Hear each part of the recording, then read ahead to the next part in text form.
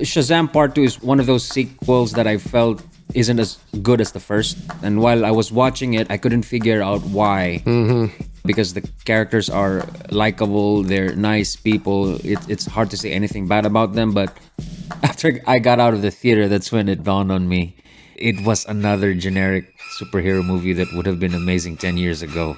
Yeah. We've seen so many end-of-the-world plot in superhero movies, but then I guess you need to do that end-of-the-world thing just to make a sequel bigger, you know? Right.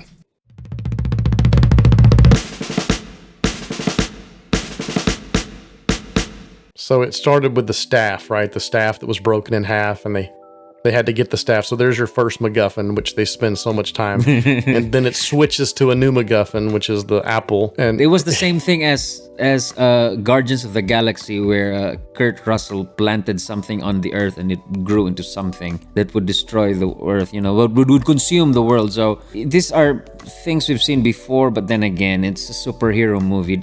When I review these superhero movies, I'm just gonna set my expectations right. Yes.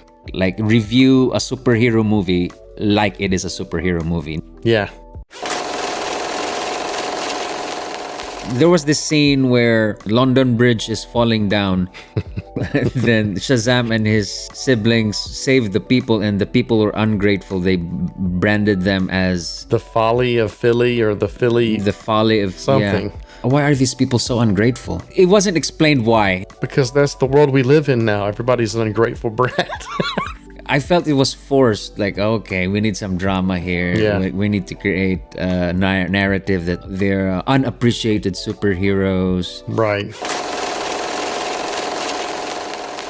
The main issue that I had with the second movie was that Zachary Levi's character did not seem like he was the boy. Because in the first movie, the boy was 14 maybe. And now he's almost 18. And the way Zachary Levi's character acts, he's portraying this kid like he's 13 or younger. He's so hyper, he talks so fast. I'm not super old like you, but I've seen all of the Fast and the Furious movies, lady. It's all about family! Family! Guys, that was a signal! Way more immature acting than you would expect from a 17, almost 18-year-old. Yeah. And so I wasn't buying his performance. I was just like, dude, I understand you're comical, you're trying to be funny, and some of it was funny. When he called Lucy Liu Khaleesi when she was riding a dragon. Yeah, that was funny. Hey, Khaleesi! Zachary Levi is a very likable guy. Definitely. On the second movie, they were still trying to sell that drama wherein he feels abandoned and he's gonna age out of the system. Age out of the foster care system, and he will not see his mom and dad. And as defense mechanism, he doesn't even call his foster mom. He just calls her by her first name. However, I didn't feel that he was lonely in the movie. His parents were good people and supported him along the way. They never mentioned that he's gonna age out, that he will lose his family. It didn't felt that way. It felt contrived. It felt like he was forcing himself to feel that. Right, because wasn't that sort of resolved already in the first movie? Yeah. Like they were trying to continue this in the second movie and it was not earned. I mean, saying that, you're aging out, you're turning 18, that does make sense, I guess, that you would not know. You would have this uncertainty about what, it's different for me from another kid because I'm not your real kid. On the first movie, you felt he was abandoned. You felt he was lonely. He was alone until he found a friend. Okay, you feel for these two guys that they're outcasts and they're underdogs. And when Shazam got his power, the first thing he did is the most stupid thing he could do.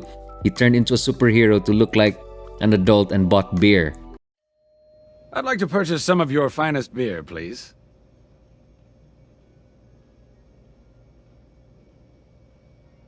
It's so real. It's so... He did what a kid that age would do. It's realistic. It made sense. Yeah, it's perfect. And that's my favorite part about the first movie was the montage of him learning. Benny, look out! You have bullet immunity! Shoot him again. I will say in the new one, Helen Mirren also elevates anything she's in because she's such a good actress. It's Helen Mirren. I remember a couple times thinking she doesn't really belong in this movie because she's almost too good. as an actress. You know, it's like she's got such power in her voice. Her voice carries like a stage actress.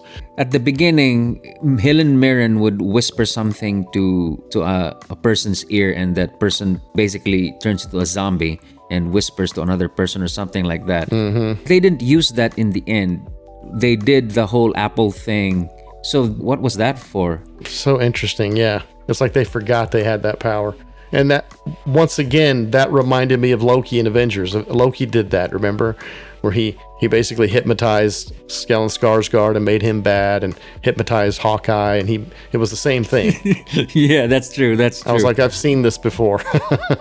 It did take some turns that I wasn't expecting. I can give the movie a little bit of credit because, yeah, you know, most of the time it's one superhero or it's the Avengers, they're a group that you know, but in this it's like it's a family. I'm not saying they did a great job of writing that out and creating memorable scenes for all the characters, but spoiler, but I like to call the end of this movie Diana Ex Machina. Oops, all the gods are dead now. Nope, there's still one more left. I'm happy Billy is alive, but that was a cheap resurrection. I rolled my eyes like, what? Well, you know, it was foreshadowed earlier in the movie because he had that dream and he was obsessed with Wonder Woman. Yeah. So you kind of had a feeling she was going to show up at some point in the movie. He was having daydreams of having a date with Diana, and Javon Hunsu's face on Wonder Woman's body. I love Jamon Hansu. He's the perfect guy for this. Oh, I love him too, man. Look, he's behind me. See right there, Amistad's behind me.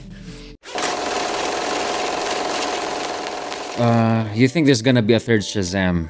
It seems like they're setting it up to be they have a tag at the end where he's joining some Justice League, but it's not the Justice League. That was the joke.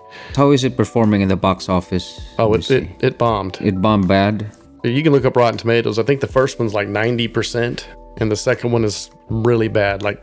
Yeah, underwhelming 30.1 million at the domestic box office, considerably lower than the 53.5 million of the first film earned in 2019.